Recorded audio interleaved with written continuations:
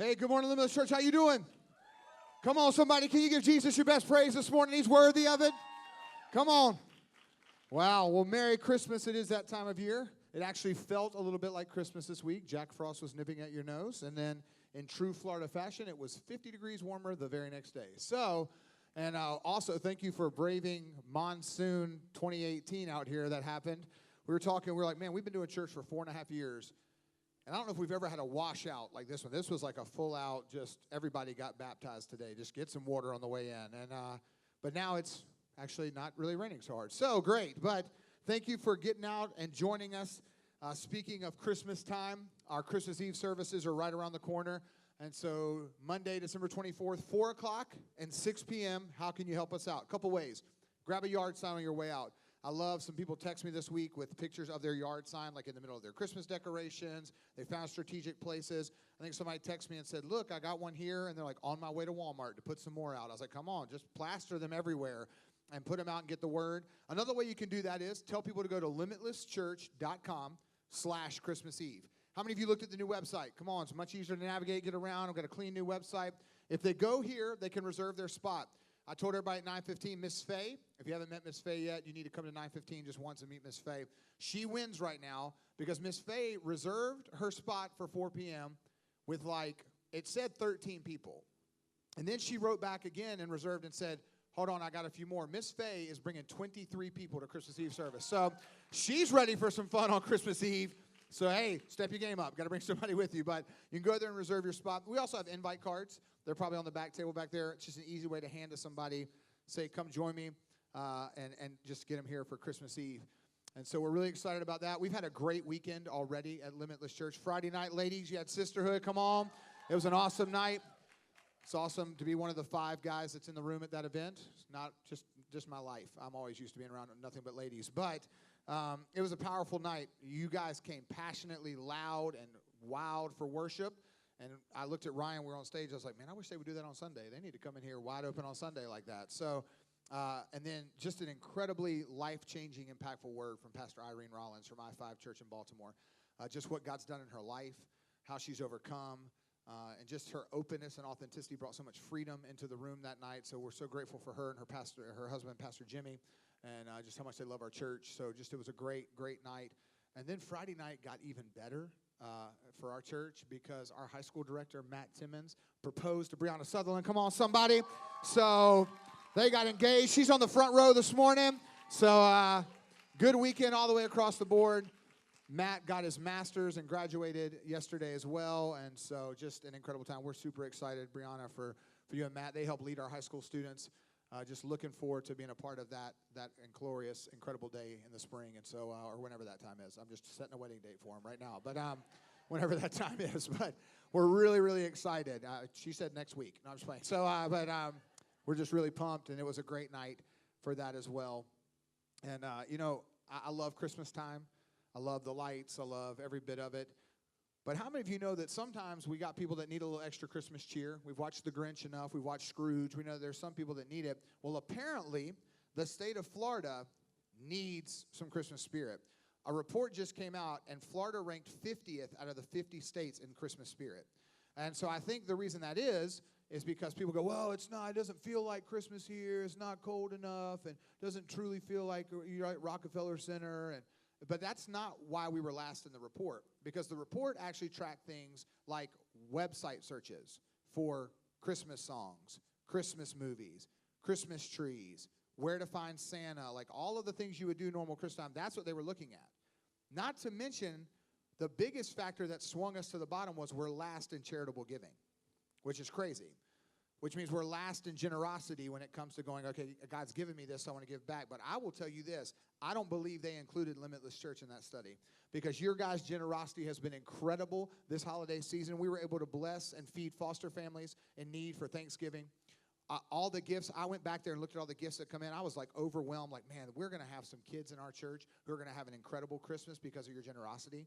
And that families don't have to have that stress, and how are we going to have that stuff under the tree, because your generosity kicked in. Because you said, we're not going to let that happen. Look, you heard us talk about No More. We really need some of y'all to jump in on that. Like Jamie from No More texted me this week. They're our missions partner. He said, Pastor, we need like maybe 10 to 15 more drivers who would say, I will come and pick up the presents and deliver them to the family. Here's the cool part. We're not asking for your money. We're not asking for you to buy the gifts. That's already been done. You get to be a part of the most fun part of it, which is to gather the gifts in the wrapping paper and take them to the family and say, here, have a Merry Christmas and pray for them and bless them. Like, that's what you get to be a part of. And so we need some. So if you can text Christmas to 797979, text the word Christmas to 797979, you'll get a response. Or find a way, get with Michael and Nikki, let them know, like, hey, I want to be a part of helping with that on Saturday. Because we'd love to have you jump in and help us and just continue to show generosity as a church. And then I want to tell you something that was really cool. Last week at the 11 o'clock service, I forgot at the 9:15, but we talked about we were going to take up a special offering for a widow in our church and her son who lost her husband about 3 to 4 weeks ago, right before Thanksgiving. He was the main care provider for the family, so she's been a stay-at-home mom and homeschooled and did all that stuff for forever, and so they were kind of, I'm not sure how we're going to make it because 401ks and life insurance and those things don't kick in for 60 to 90 days. And we've said from this platform, and we won't let it be lip service, that true religion is to take care of widows and orphans. And so if we're going to do that, we need to look like the book of Acts church and come together and go, whatever we have, we're freely going to bring it and freely distribute.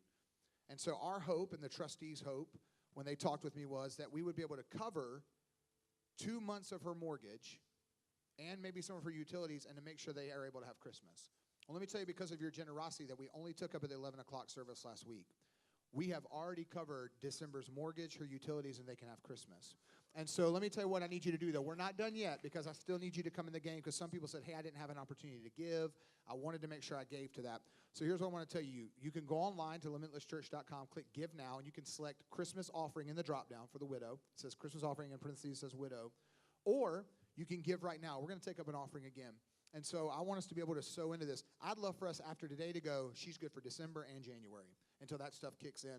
I had a chance to speak with her earlier and told her, said, this is already on the way. And she just broke down crying. And I said, no, lift your head.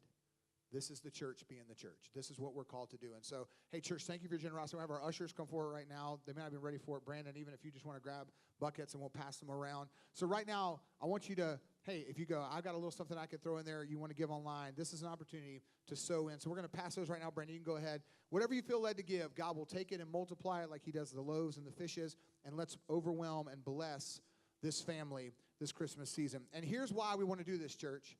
Here's why. Not only is it the calling of the church to take care of widows and orphans, but I am really grateful for doing some of this because guess what she won't have to do? She won't have to worry. She won't have to worry, how's it going to come through? How are we going to be provided for? How are we going to make ends meet? She won't have those worries because she will know the church came alongside of them and gave so they didn't have to worry about that. How good is that? Because how many of you know worry is overwhelming this time of year? Like that worry part of our brain goes into overdrive near the holidays. We worry about how are we going to pay for Christmas? Or better yet, how am I going to pay off Christmas in January when the bill comes in, right?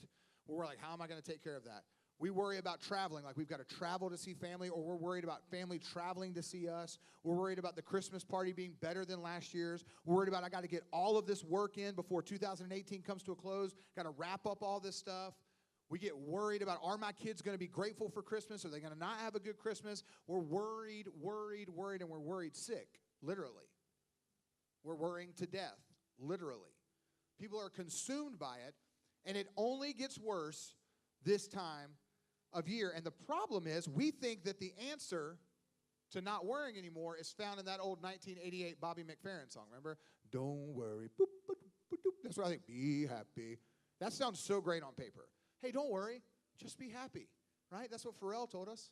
Because I'm happy. Clap along if you feel like a room without a roof, right? It's like we're all happy. And that would be so great. Hey, don't worry. Just be happy. But how many of you know that's unrealistic? Like it just isn't that easy to flip the worry switch off and go, I'm going to be happy. Or you're fake happy while you're worried. Oh my gosh, so worried right now because I got about 3 weeks until we're going to have our house foreclosed on. Super happy right now. No, it doesn't work like that because worry is defined like this. As a verb, it's defined as to give way to anxiety or unease and allow one's mind to dwell on difficulty or troubles. And then as a noun, it says it's a state of anxiety and uncertainty over, look at this last part, actual or potential problems. That last part of the sentence is pretty important, potential problems. Because that's where I rest a lot of times. Back when I was really battling anxiety and some panic attacks about 5 years ago, and I thought it was health issues, and I got diagnosed with, acid reflux because all of that was going crazy when I had anxiety and everything, and I thought I was having heart issues and all this stuff. It was because I was worried about things I thought might happen. Oh, I might be sick. Oh my gosh, how's this going to happen? And it's all of these potential problems we begin to worry about. And can I tell you how many of those potential problems I worried about happened? Zero. Because it's these things we go, whoa, that might happen, and oh my gosh, that might happen. And we're all these potential things, and we get ourselves in a state of anxiety, worried about what's to come. Or even problems that are there, we get so consumed and worried about them that we're stuck. And we get locked in this place of worry. And we talked about it back when I preached the sermon on mental health issues during our Let's Talk About It series. But what happens there is what psychologists call this idea of ruminating. And ruminating is a disorder, listen real quick, a disorder we create by sitting in our stuff and self-talking.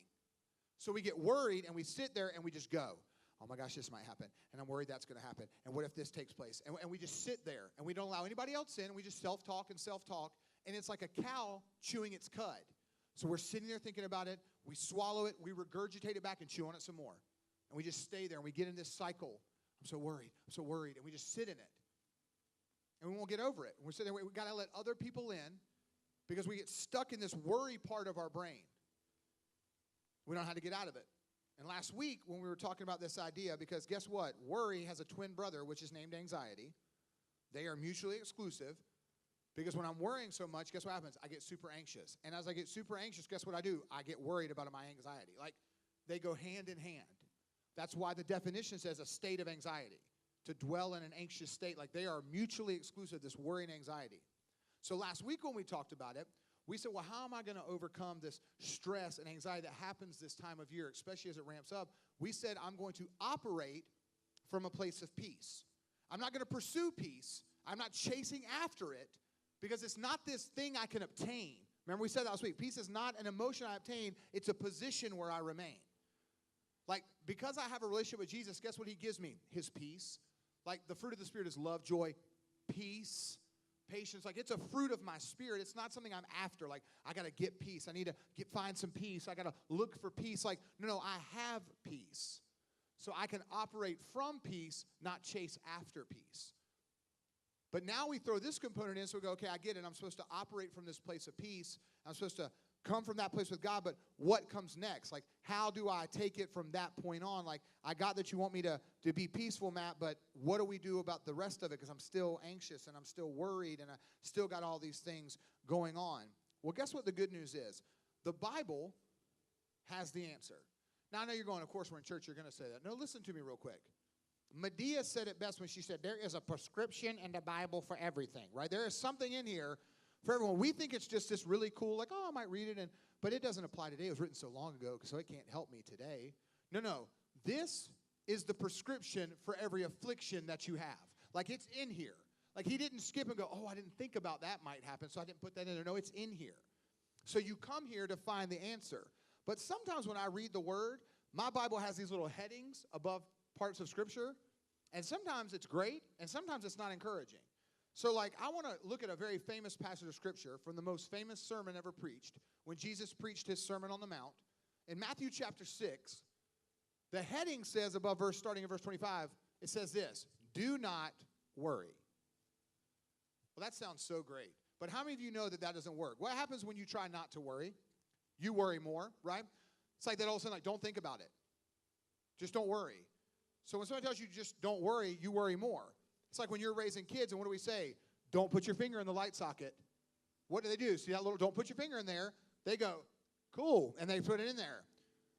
And good parenting isn't to go, that hurt, didn't it? That hurt really bad. Don't do that again, right? No. We're trying to help them beforehand. But they want to do it. When we say don't do that, that's the first thing they want to do. Don't touch that.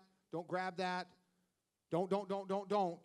They go, well, cool, that must be, I'm probably supposed to do that. If you don't want me to do it so bad, it must be really good. So let me have that. And that carries on. Mom and Dad said, you're not seeing that boy. Do not go out tonight. And then the window opens, and out we go, and I'm going to go see the boy. Because obviously, you don't want me to, but there's a good reason I probably should go see him. And this carries on. And guess why? It's been like that since the garden. God said, anything, you can have anything you want. Do not eat from the fruit of that tree back there. Don't do it. And I'm sure every day Adam and Eve walked around and thought, man, it's so beautiful. I wonder how that fruit tastes. Like, I mean, he doesn't want it. That must be the good stuff. Like, 'cause he does not want us to touch it. And so the enemy hit that part of them. Oh, no. He just knows you'll be like him. Come on. Don't do it. Cool, I'll grab some. So we read that over the heading, and it goes, do not worry. And we're like, oh, I'm just going to worry more. Because you told me not to, so I'll just worry more. That's why I love how the New American Standard Version of the Bible says it. The heading above it says, the cure for anxiety. The cure for worry. See, he's not just giving you some, don't do that, yes, come do this. He's saying, I got a cure for you. There's a thing that's ailing you. There's a thing that's been gripping you. I have a cure for it. And it's right here if you'll just read what it says. So let's look what he says. If there's a cure, anybody want a cure in here? Anybody want to get better and not get to worrying? Want to see anxiety flee? Well, look what it says here. Verse 25. Therefore, remember, we tell you, when you're reading the Bible and the word therefore is there, what do you have to do? Ask yourself, what is it there for? Because right before this, he's been talking about storing up your treasures in heaven. And he said you can't serve God, you can't serve money, like you'll either love one and hate the other. So he's talking about this idea of finances and money and your provision and your stuff. And so then he goes right in and says this, therefore, do not worry about your life, what you will eat or drink, or what your body, about your body, what you will wear. It's not life more than food and the body more than clothes. Look at the birds of the air. They do not sow or reap or store away in barns, and yet your heavenly Father feeds them. Are you not much more valuable than they? Can any one of you, by worrying, add a single hour to your life? Come on real quick. Let's read that one again. Can any one of you, by worrying, add a single hour to your life? We're going to come back to that. And why do you worry about clothes? See how the flowers of the field grow? They do not labor or spin, yet I tell you that now even Solomon in all of his splendor was dressed like one of these. And if that is how God clothes the grass of the field, which is here today and tomorrow is thrown into the fire, will he not much more clothe you, you of little faith? So do not worry, saying, what shall we eat, or what shall we drink, or what shall we wear? For the pagans run after all these things, and your heavenly Father knows that you need them. Here it comes. But seek first his kingdom and his righteousness, and all these things will be given you as well. Therefore, here it is again. I've just laid it all out there. So therefore, do not worry about tomorrow, for tomorrow will worry about itself. Each day has enough troubles of its own. I think Jesus gives 3 key ways that we tend to worry in this passage of Scripture. And I want to highlight the way that we tend to worry and then come along the back side and show you where the cure for overcoming that worry is laid out in the Scripture as well. 3 key ways that I think we tend to worry a lot of times. The first one is this. We worry about provision. We worry about provision. It's probably one of the most consuming things for every single person. And Jesus says, hey, don't worry about what you're going to eat or drink. In other words, don't worry about what you need to physically survive. Like, why are you worried about that? What is it that you need to physically survive? You're worried about what you're going to wear. And some ladies in the room were like, excuse me, that one's worth worrying about, right? Like, I was in the closet for 15 minutes, tried on 4 different outfits, didn't like any of them, and I don't even like the one I'm wearing right now. Don't tell me not to worry about what I'm going to wear. Listen, I didn't say it. Jesus did. But what I'm saying is, don't worry about that stuff. Again, that's all this idea of provision. What am I going to have? What am I going to need? How can it help me? It means don't worry about what you need or how the world will respond to it. He says, look, the birds, they don't work, they don't labor, they don't plant crops, water them, grow them so they can eat and then store them away. They don't do that. But I feed them. I take care of them. And don't you think I care way more about you than I do some birds? See, look, Jesus has given you a reason to hate those sand cranes that stand in the middle of the road and smugly walk across it really slow. Like, it drive me crazy. Smug birds. Like, come on, man. Like, they know you're trying to get down the street and they just... You're like, bro, are you kidding me right now? See, he gives you freedom to hate birds. No, I'm just kidding. That's not what he says. But He's saying, if I love that sand crane that you want to run over with your car, don't you think I love and care about you even more? And see, that's the heart behind this, but we get so consumed with, well, how are we going to make it? Like, because the bank account, I can see the numbers. Like, I see them on the screen on my online banking, and they don't match all the stuff over here that tells me what we've got to cover and what we've got to pay and what we've got to take care of. So this doesn't match, Matt. So you say things like, don't be anxious and don't worry. But I'm telling you, I can't see God. I just see the number on the screen. And I'm telling you, get your eyes off the number on the screen and get them on the one who put all those numbers in the bank account in the first place. You got to turn your eyes a bit and go, okay, God, you've never failed me yet. That's the reason why when the Israelites were getting to the promised land and Moses didn't get to go, Joshua had some doubts. He went, God, these people are crazy. I've been walking around for 40 years with these people. Now you want me to take them in. They're not going to listen to me because Moses isn't here. Moses they would have listened to, but not me. And God says, hold on real quick. I will never leave you, and I will never forsake you. I'm with you. I got you. And you need to know that God is ringing that over your life. I'm not going anywhere. I'm not going to leave you. I'm not going to forsake you. I'm not going to drop you. And so you need to know that he's got you in the midst of whatever you're in. The problem is we see God provide and supernaturally do things. And the minute it gets tight again, we doubt him. Like I've been there. Guys, I could give you testimony after testimony after testimony of how God has provided for our family. Back when I was in the prideful pursuit of being in the Christian music industry, and we were living outside of Nashville, and I was trying to tour the country, and I was like, I got to provide for my family. So if a church called and said, we'll give you $100 on a ham sandwich, I was like, I'm there. Any chance I could to go play somewhere and sing, and I tried to write songs, and it was always this pursuit of God, I got to do all this work so I can provide for my family. Like, I got to do it. And he's going, you can't do it. Like, you can try. You can work as hard as you want, but I am the one who provides. So we would get paid from churches, and we'd give our 10% and be like, that really doesn't make sense because we could use that 10% because it's really tight. And then groceries would show up at the front door. Gift cards would randomly show up in the mail. Somebody paid our mortgage. Like, it was constant. I got you. I got you. You be faithful. Know that I provide. Why are you worried about it? I've got you. But then the next month it would get tight again, and I'm going, that's it. He forgot about us. I said, we're done. He's going, I'm not going to leave you. I'm not going to forsake you.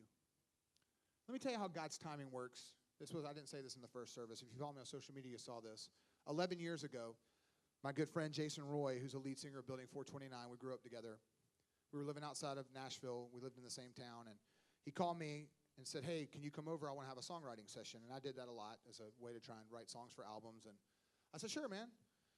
He came in and said, I got this idea for a Christmas song. I want you to hear it. And an hour later, we had written the whole song and recorded a demo. And I thought, Aaron, this is it. This song is going to put our kids through college.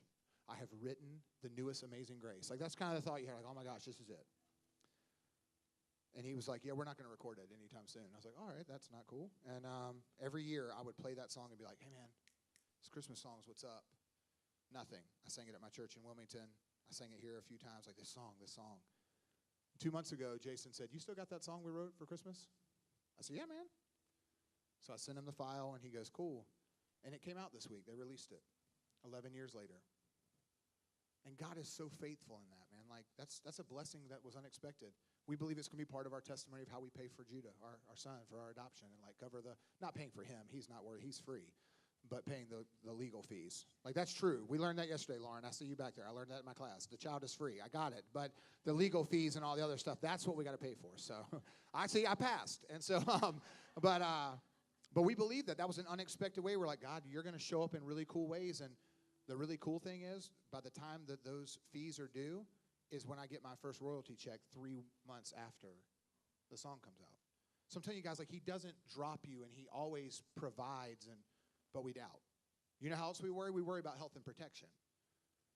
Oh, my gosh, my mom is sick, or that's going on, and, how are we going to be, we got to make sure we're covered, and are we good, and something could happen, or we're going to be protected, or we're going to be safe, and all of these things, and we get consumed with it. And you have to know that you have a God who's like, I've got that. That's why he says, look, if I clothed the grass of the field, which is here today and gone tomorrow and thrown into the fire, if I clothed them, don't you think I'll clothe you? But it's not this physical, I put a sweater on clothing. That word clothed is this idea of I'm clothed in his love.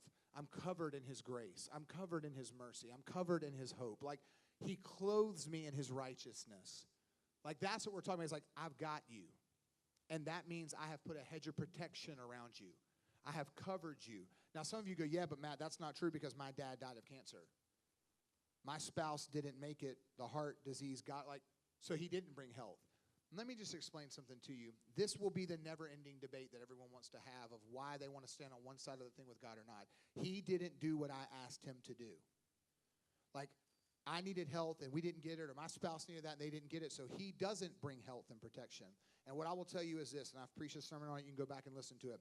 The Bible says that if you ask anything in my name, I will do it. You just don't get to define how he'll do it. Because the ultimate healing is heaven. And so if he saw fit that that was the way to bring ultimate healing, then that's the way he saw fit to bring ultimate healing. Because there's no sickness, there's no disease, there's no pain in heaven. So he goes, no, it's better if they're here, because from that life well lived and from that death that you thought was premature, I'm going to do immeasurably more and more than you could ever see or think or imagine through that. Trust me, I got you. I've covered you. But we get so worried. And what's crazy is you worry about health and protection. Do you know what it does? It causes you to have worse health when you worry. We talked about last week, anxiety causes so much physical turmoil in your body. Anxiety attacks mimic heart attacks. People show up, I'm short of breath. My chest is tight. I'm having a heart attack. They're like, no, you're having a panic attack. You need to calm down. You get so stressed that your immune system gets weak and you're more prone to get any kind of common cold or flu or anything like that because you're so stressed. So worrying actually does nothing good for your body. It's actually worse. So the health that you're worried about is getting worse because you're worried about it. Instead of going, God, I trust you. You got a plan in it all. You got a purpose in it all. I know you're good. You're never going to leave me. You're never going to forsake me. But the real big one probably is this last one. We worry about the future. So we get consumed about what's down the road. Ladies in the room, where is my Boaz at? I got to find my perfect mate. All right, where is he? He's got to be out there somewhere. Where is he, Lord? I know he's there. I'm just looking. He must be around the corner. He must be down the street, or maybe. And we're looking for the future. When will that day come? When will it happen? You're thinking, when will I get that job? When will I get that promotion? When will I have the finances in place? When will I have the child? And we're looking so far down the road, and God's right here, and we're just kind of looking like, but I need that over there. Like I need to get down there, and he's going, no, come on, I'm right here. No, yeah, but hold on, but I need that. And he's going, if you would just lock eyes with me right here, guess what's going to happen? You're going to lock eyes with me, and every step along the journey, I'm going to get you. That's why when I fix my eyes on Jesus, I can't help but go where he wants me to go. So he's over here now, and guess what happens? Eventually, for a second, I glance down, I go, oh my gosh, I'm here. He got me here. It's why for Peter, when he got out of the boat, and everybody wants to bang on Peter, oh, he sunk in the water. Jesus had to save him. 11 guys were like, I'm not getting out. But Peter said, all right, Jesus, I'll come. And he was locked. Oh, right. And he's walking on water. And at some point, I'm sure Peter went, I am walking on water. Hold on. I am walking on water. And that's not natural and that's not normal. And then he started looking around. The waves are pretty bad. The storm's pretty good. Can I make it to the shore? I wonder if I could make it over there. I wonder if I could make it back to the boat. And he started looking in the distance for something else. And Jesus going, if you'd have just stayed right here, I had you. Every step of the way. But we get so preoccupied with everything else. He's going, just lock eyes with me. Because if you'll stay here, guess what? I'll take care of tomorrow, and I'll take care of tomorrow, and I'll take care of tomorrow, because you're going to be with me. That's why he told them in Scripture, therefore, do not worry about tomorrow, because tomorrow will worry about itself. Each day has enough trouble of its own. What Jesus was saying is the same thing he modeled when he taught them how to pray. Our Father in heaven, hallowed be your name. Your kingdom come, your will be done on earth as it is in heaven. Give us this day our daily bread. He didn't say, give me meat and potatoes, stock the cabinets, get the fridge. He goes, no, give me what I need today, and tomorrow you'll give me what I need for tomorrow, and the next day you'll give me what I need for that day. That's what we're talking about. That's a complete dependence on God. That God, you got to come through. That's not a comfortable place in American society to live in. Where it's going, man, I'm going to trust God. And there's nothing wrong with savings accounts and 401ks and planning for your future. There's nothing. I'm not telling you that. I'm not telling you to be a bad steward of what God's given you. But when you get so dependent on the resource and the process to get the resource, you take the one who provides the resource out of it. And he's going, well, I'm not really a part of that equation because you're trying to figure it out on your own, and I'm telling you don't worry about the future. I'm telling you don't worry about that. I got it. Because guess what he says in the middle of that passage that's so powerful? He says, can any one of you, by worrying, add a single hour to your life? Like, who in here has ever been in that place where you've been in an anxiety place and you've been worrying for like weeks on end, and 3 weeks later you're like, whoo, bro, I am so glad I worried for 3 weeks because I feel great. Like, I feel phenomenal after worrying for 3 weeks. I'm just letting y'all know. Like, I'm healthy. I'm excited. My body's in great shape because I worried nonstop for 3 weeks.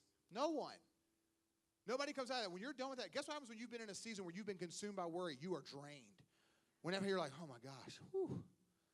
Man, I'm sick. I'm not feeling great. I've been worn out, man, because you get so consumed in that worry. And guess what 9 times out of 10 happens? You worried about absolutely nothing that ever came to be. So you get to the end of it, and you try to play it off. You're like, I know I got worried about that. That's so crazy. But you did, and you're like, why did I worry so much about that? Like, I'm like drained because of that now. And you wonder why this time of year people are sick. Why does the flu season pop up so bad this time of year? Because people have worried themselves to a place where their body is opened up and broken down for anything to attack them. And that's why he's going, don't worry about that stuff. But Matt, it sounds so great, but I can't just not worry about it. So guess what Jesus slips in the very end of that passage? The cure. He gives the cure to overcoming worry and anxiety. Now, some people are going, you're about to be the richest man ever. You're going to cure everybody's anxiety problems. No, I'm not telling you that. I'm telling you that if you will do this, you will find victory and win some battles. Because look what verse 33 says. But seek first his kingdom and his righteousness, and all these things will be given to you. What things? All the things you need. Your provision, your protection, your future will be given to you. Sweet. You're going, so if all I got to do is just seek him first, I get all the money, all the house, all the job, all the husband, the kids, everything I want, I get. That's not what I said. Look, I have never and will never preach a name it and claim it. You give $20, you win the Powerball tomorrow. I won't preach that because it's not biblical. What I will tell you is when he says, if you will seek first me, I'll take care of you. I will take care and give all the things you need because guess what? He knows what you need better than you know what you need. So he's going, you may think you need the Powerball.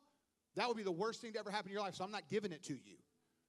You think the best thing ever would be to marry that guy that you think is so great? I'm telling you, he's going to be abusive and ruin your life. You don't need that. He's saying, I know what you need. So if you'll seek me first and you got your eyes locked on me, guess what you'll get? What I want for you.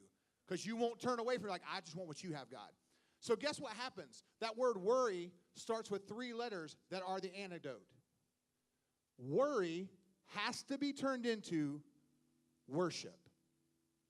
It has to be turned into worship. So you go, oh, so sing. No. I didn't say worship songs. I didn't say a worship service. I said worship.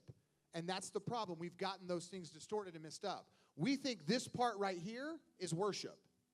Also, when the band's playing and we're singing songs, we're all worshiping. It is a form of worship. It is not worship, though. The Bible clearly lays out what worship is. Romans chapter 12, verse 1 says this, therefore, I urge you, brothers and sisters, in view of God's mercy, to do what? Offer your bodies as living sacrifices, holy and pleasing to God. That is your true and proper worship. What does that mean? Not singing songs. No, that means, God, I take all of my wants, all of my desires, all of my needs, and I lay all of that stuff down. I lay my life down. I'm saying I will die to myself while I'm still breathing so that I can truly live the way you want me to live. Because that's worship, where this is all about you, Jesus. It's all about you. So I lay down all of my stuff so that I can have all that you want from me. And then he says, but guess what? It's not just there. Verse 2, and do not conform any longer to the patterns of this world, but be transformed by the renewing of your mind. Then you'll be able to test and approve God's will, his good, pleasing, and perfect will. So in other words, he's saying, you got to come and lay down your life and say, God, I just lay it down so that I can have all you want from me. And God's going, good. Now don't go back to that way anymore. Because what happens is it's going to get hard. Stress is going to come. Anxiety is going to come and worry. And you will default to the thing you know, which is the patterns of this world. Because they worry about provision. And they worry about protection. And they worry about the future. So you're going to go back into those patterns if you're not careful. So you'll go, well, man, the money's tight. The bank account's tight, so I know I'll get 3 jobs. I'll get 3 jobs, and I won't ever see my family, but I'll get 3 jobs to cover the bills. And God's going, I didn't ask you to get 3 jobs. Yeah, but I got to make sure they're provided for. No, I have to make sure they're provided for. So you got to trust me. Yeah, God, but you're not doing it quick enough, so I'll get the 3 jobs and make sure my family's covered. And God's going, I didn't ask you to do that. Yeah, God, but you don't understand, like, I'm going to get that $1,000 security system because this world's getting crazy, man, and I'm going to have to get some guns, and I'm going to protect my house. And he's going, whoa. I didn't ask you to get a security system. I asked you to get the guns. I got you. Like, I'll protect you. I'll cover you. Yeah, God, but you don't understand. I'm just telling you, man, like, you're not giving me, like, I'm not feeling as good as I want to, and my health isn't great, so I'm going to take every piece of medication I can. He's going, whoa. That may be part of it, but I got your health. Yeah, but God, you don't understand. Like, man, I got to figure out my job, my next steps. I got to figure out all the future. Got to make sure I get the right spouse. Got to make sure I got the right house. He's going, whoa, I got that. The default is I'll take care of it. And when I take care of it, guess who I worship? Me. But when I say he'll take care of it, I lay it down, I fix my proper perspective, and I worship him. So how do I worship? You go, Matt, that sounds so great, but if it's not singing songs, how do I worship him? 3 quick ways as we wrap up. I worship him in prayer. I'm just telling you, this is something God's working on me so much. I'm really going to push us next year as a church. Like, we have got to return to a people that are on our faces before God. Like, we have got to do that. There's a reason that Scripture says, if my people who are called by my name will humble themselves and pray and seek my face, then I will hear from heaven. And I will heal your land. Who needs the land healed right now? Like, I will heal it. It doesn't begin with church services. It doesn't begin with cool outreach things. It begins by getting on your face before a holy God and saying, God, we need you. You got to come through. We got to have you, God. Like, that's what we're talking about. So I worship him in prayer.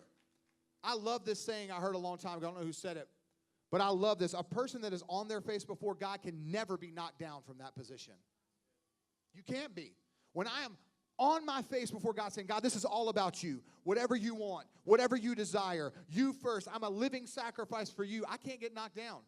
The enemy's going, I'm going to take them out. It's like, I'm already down here, bro. I have postured myself at the feet of the only one who can take care of this. And you know how God works? The lower I get, the more he raises me up. Because if you'll just stay right there, posture yourself. We've got to become a people of prayer. Like, we're starting 21 days of prayer and fasting. We start our year every year with that. I want to encourage you, if you've never joined us for 21 days of prayer and fasting, this is your year. And I want to challenge you. I think you should Daniel fast with us. You're going, that sounds crazy. It is. It's vegetables and grains, and you don't get to eat a lot of food. And the goal is that some people do it, and they're like, oh, my God, when am I going to eat? And that's not the point of the fast. The point is to go, God, when I'm hungry and when I'm feeling that, it makes me turn to you. It makes me pray. It makes me seek your face even more to go, God, that physical hunger that's there, I need to be filled with you. And God, I'm after you because we want to see you do something incredible in our city, incredible in our nation, in this world around us. And it begins by getting on our face in prayer and worshiping him. Saying, God, I just want to worship you. Look, that's what we're after. I mean, that's my heart going into next year. God's given me a word for next year, and the word is discipline. That's one of the disciplines I know God wants me to have. Because there's a second thing. I got to worship him in prayer, but here's the second one. I have to worship him in his word. Like, I got to worship him in his word. And why is this so important? Because as I know more of God's word, I know more of what he desires for me. I told you earlier, this is the prescription. It's all in here. So as I begin to know this for myself, not because I heard Matt preach it, not because I went and listened to a couple other pastor friends of mine preach, and it was good sermons, and I heard, no. I got to know this for myself. Because when I know this, oh, it's incredible. Then when I face things, I go, hold on real quick. No weapon formed against me shall prosper. I know the plans that God has for me. He said it. They're plans for my hope and my future to prosper. I know what he said. Like, you begin to know this. Oh, I have a God who can do immeasurably more than I could ever ask, think, dream, or imagine. Like, you know it for yourself. So you've got to immerse yourself in this thing to go, God, next year in 2019 and to finish the year, I want to know your word for myself. And you go, Matt, but I read it, I don't understand it. That's where you find somebody to mentor you and a disciple in your life to go, hey, let's walk this thing out together. Ask questions. Like, I was reading something. I didn't really understand that. I have guys text me all the time like that. Like, hey, man, I was reading something. I didn't really understand what that meant. Sometimes I'm able to give them insight. Sometimes I go, that's a great question. I'm not 100% sure either. Let me reach out to a couple friends of mine. Like, that's a good thing. Let's work this thing out and walk it out together, because here's why. Psalm 119, 105 says, God, your word is a lamp unto my feet and a light unto my path. What that means is I know this, and I start to worry about, well, what's my future look like? Am I going to be provided for? Am I going to have protection? As I'm immersed in this and I'm praying and seeking him in worship, guess what happens? I'm praying so hard and I'm reading his word. God, what's next? And I open my eyes and I go, oh, right there. I'm supposed to take that step. Oh, I'm supposed to step here now. And he lights the path before me. He guides me on the next steps to go, all right. Because the proper perspective has been, I'm going to worship him in prayer. I'm going to worship him in his word. He's going to light the way and guide the path. I'm telling you guys, if you're so fixed on Jesus, you can't help but go where he wants you to go.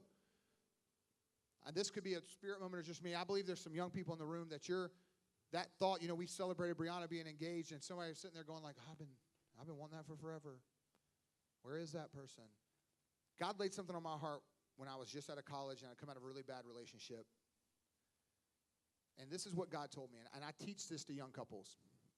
If you will fix your eyes on Jesus and you will passionately go after him with everything you got, guess what? The person he's created for you is doing the exact same thing, and you cannot help but meet at God's perfect timing. But when you turn and seek all these different ways and that person he's created is going after him, you are taking longer to get there. He's going, just come after me. Just pursue me. Just pursue me. And I promise you, at due time, in the right season, I have you. I'll light the path. I'll guide the step so you can get there. So I worship him in prayer and I worship him in his word. And here's the last one. I have to worship him privately and corporately. So there's great value in what we do here on Sunday mornings. People that say, oh, I don't have to go to church. Church isn't important. That's not biblical. Hebrews 10 says, do not neglect the meeting together. Well, I don't have to come to a church to meet. I could just meet. Yes, that's great. Use all the semantics you want. But I'm not buying that when you go, I'm just going to hang out with just me and my wife, and that's going to. No, I'm talking about you got to get in the community of God. So I think it's a both and. Look, there are tons of house churches all across the world. Guess what they're doing? That's the church. And that's how they feel led to do it. So for every person that feels called to a house church, I champion that. I'm like, dude, that's awesome. That's where God's called you. That's fantastic. There are other churches in parts of the world that are meeting out in the middle of a field. They don't have buildings and sound systems. They're just gathering where they can, meeting under a tree. That's the church. This is the church. We're not called to neglect this gathering together because we need one another to spur this thing on. That's why we have this thing. So when we go, I don't need the church, that's not biblical. You do need the church. Not a building. You need the people of God in your life to walk through this thing with you. It's why that widow that we took the offering up for, she sees the church in a different way now. She doesn't have much of a faith relationship with Jesus. I know her. She's very new to this thing. But when the church comes alongside and says, we got you, she goes, there's something real to this. Like, these people don't know me, but they cared enough to take care of us. Yeah, because that's what the book of Acts was all about. They came together and they shared what they had as a church. They said, hey, I don't know if y'all know, but John's roof isn't working anymore. Hey, Bob, don't you work on roofs? Hey, dude, go take care of that. Hey, did you know that Mary doesn't have bread? Hey, I got plenty of extra bread. Let's give it to Mary. That's what this thing is about. We come together and go, freely we have, freely we give. Generosity is our culture for a reason. Like, I'm always going to be that kind of pastor. I'm always going to err on the side of being over-the-top generous. That's just who I am. It may not make sense on paper, but I serve a God who makes plenty of sense not on paper a lot of times. But I go, we're not going to neglect and not do what God's called us to do. And that's what we're talking about. So we got to worship him corporately. So when we gather in and we start the music, it's one element of it because we go, God, we glorify you and we worship you. And this is why music is so powerful. You know that in the Bible, when Saul was afflicted, King Saul, David would come and play his music and the demons would flee. The oppression would leave the room. That's the power of music that God's given us. So when we do this, it's one of the only things in church we corporately do together. We lift up the name of Jesus in song. And guess what happens in that moment? People literally have strongholds broken off. They feel lighter. Like, man, this is great because we corporately do it. But here's the problem. It can't just be this. It's personal. Erin, a few weeks ago, said a great statement. She says, what you refuse to do privately, you'll never do publicly. So when you refuse to worship him in private, you'll never worship him in public. So you come in, that's why a lot of people, they just stand and look around. And we hear things like this. Well, I've never done that kind of stuff, and I don't know how to worship. I don't know how to pray. That one I love. I don't know how to pray. I go, can you talk? Yes. How about we try that? What do you mean? Just talk to him. Well, that's weird. No, it's not. That's all prayer is. It's a two-way communication. Two-way. So it means I talk to God and then I shut up and let God talk to me. It's two-way. We think it's one. God, I need this. God, I need that. God, I want this. God, no, you got to be quiet and let him talk too. How does he talk to me, Matt? He talks to me in the Word. Sometimes he talks to me in that prompting in my spirit, but it's a communication. So it's not this Shakespearean great language of, oh, Lord of heavenly hosts, thou art great and worthy of my praise. No. It's simply going, hey, God, I'm really struggling right now. God, I'm battling this. God, my mom's not feeling great right now. God, I would love for her to feel better. God, my kids are really battling in school. Like, it's talking to him. Sharing your heart. God, I just want to worship you, Lord. I want to thank you for how good you've been. God, you've provided in crazy ways for my family. Like, let's talk to him. Well, how do I worship him, Matt? Just worship him. What do you mean? Just worship him. Just sing. Well, my voice isn't great. That's fine. He doesn't care. Just sing. What if my person next to me hears me? Great. I hope so. Maybe they'll sing too. Like, that's the thing. And there are those funny videos that teach you, like, holding the television. The field goal. Whatever it is, like, it doesn't matter. The point of all that is this, that you just let go and worship. Do you realize that right now, people have lined up in a torrential downpour, wearing ponchos and all this stuff, to sit in a seat and yell for 3 hours at guys throwing a ball around, tackling each other, scoring touchdowns in the hope that the Tampa Bay Buccaneers win. And they'll stand in that rain and get drenched and be downpoured and just nasty and all that stuff, have way too many drinks, and get in the car and go, that was the greatest thing ever, dude. So good, right? What a great 3 hours. And then they'll walk through the doors of a building like this, and the one that gave them life, provides for their life, cares for their life, is going to take care of them when they're in tough times. They'll walk in and stand here like this. But you'll lose your mind there, but you won't give everything over to the one that's done everything for you. That's what we're talking about.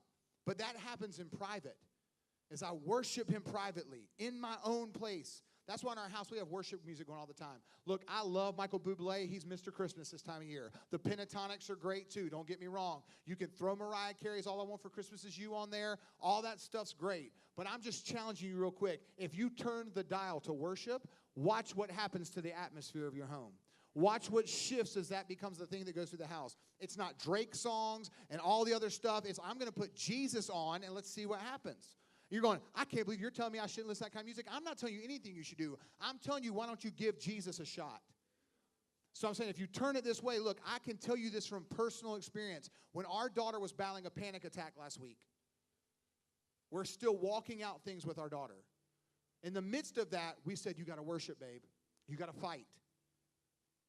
Even in the midst of crying, she would sing, and we'd have the music playing, and it was still a little turmoil. We would hold her, but it was like, slowly, it turned around. It's because Brian Johnson, who most people love as a great worship leader from Bethel Music, he and his wife Jen have written songs that the church has sung all over the world. What a lot of people don't know is that until about the age of 20 or 21, Brian was afflicted by panic and anxiety at all times and fear, to the point that he'd wake up in the middle of the night thinking people were going to come in and kill him, like all kinds of stuff. And he would go to his mom and dad, and they would try to hold him and help him, and what they did was they sang over him. They worshiped, and they taught him how to worship and war in worship. You got to worship your way through it. And he did that. And from those times, he said it would leave and it would break off. And that's why when he wrote songs that he wrote, that's what changed and that's what happened. Because that's the power of worship. It breaks the back of the enemy. And so I'm telling you, when worry wants to mount up, will you worship him in prayer? Will you worship him in his word? And will you worship him in song corporately, but more importantly, privately? I want to give you this last story as I wrap up. Matt Redman, who's a very famous worship leader, in the early 90s, his church went through kind of a tough time because, like we still do today, they thought this was worship. So they were kind of battling, where is my place in the music part of it? Because we're having all these great worship songs written, and it's so good, so that's worship. And their pastor did something really brave. Soul Survivor Church in Watford, England in the early 90s, he took the sound system out of the room. And he took the musicians and put them away for a while. So they showed up on Sundays, and for a lot of Sundays, it was awkward silence. And slowly, over the next few weeks, people began to sing a cappella with their voices in the room, and more people joined in. And after a few more weeks, the pastor brought the sound system back. He brought the band back because he says, we have missed something that we'll never find until we strip it all away. And after they finally came back to that point, Matt Redman sat down and penned what has become one of the most famous worship songs the church has ever declared in the last 20 plus years. And this is what he wrote. When the music fades and all is stripped away, and I simply come, longing just to bring something that's of worth that'll bless your heart. I'll give you more than a song, because a song in itself is not what you have required. You search much deeper within. to where things are revealed. You're looking into my heart. I'm coming back to the heart of worship because it's all about you. It's all about you, Jesus. And the church thought, that's a great song to sing. And Matt Redman's going, no, that's not a great song to sing. That's a great life to live. That I don't care about the music and the song. I'm going to strip it all away, and this is all about you, Jesus. And I'm telling you right now, if you will do that and you will worship him in prayer, it's all about you, God. I'm going to get myself low on my face and just get there in his word. God, this is all about you. Teach me your word. Fill me with your word so that I can privately worship you, God, and sing out to your name, and then I'll do it corporately as well. Watch worry go away. I just want to challenge you. I don't usually do this in a church setting, and if it doesn't work for you, look, I'll repent and apologize. But I would challenge you in this. If for the next 7 days you would commit for 15 minutes that day to pray. I mean, pray. Genuinely pray. Talk to him. Even be quiet for 15 minutes if you got nothing to say and let him speak to you. If you would take 15 minutes in that same day to get in the Word for the next 7 days. In the Word. What do I read, Matt? Look, if you read the same verse over and over again for 15 minutes, it's fine. And if you will worship him for 15 minutes in song, I guarantee you there's no way you walk in that door next week not changed. There's not. Doesn't mean you won't have hard times, won't have stuff you go through, but I'm telling you, you will face your battles differently this week if you'll give him 15 minutes of worship, 15 minutes in prayer, and 15 minutes in his word. You're going, 45 minutes? How am I going to find 45 minutes? You can find 45 minutes to watch a TV show. 45 minutes to go out to dinner. You can find 45 minutes. It ain't got to be 45 minutes straight. 15 in the morning, 15 at lunch, 15 at night, whatever it takes. But I promise you, if you'll do that, you won't walk through the doors different. Test and see if he's not good on that. Every eye closed, every head bowed. I don't know where you've come from, and I was passionate about this message this week because it worked me all week because I'm a worrier, and I got stress, and I have anxiety just like you do.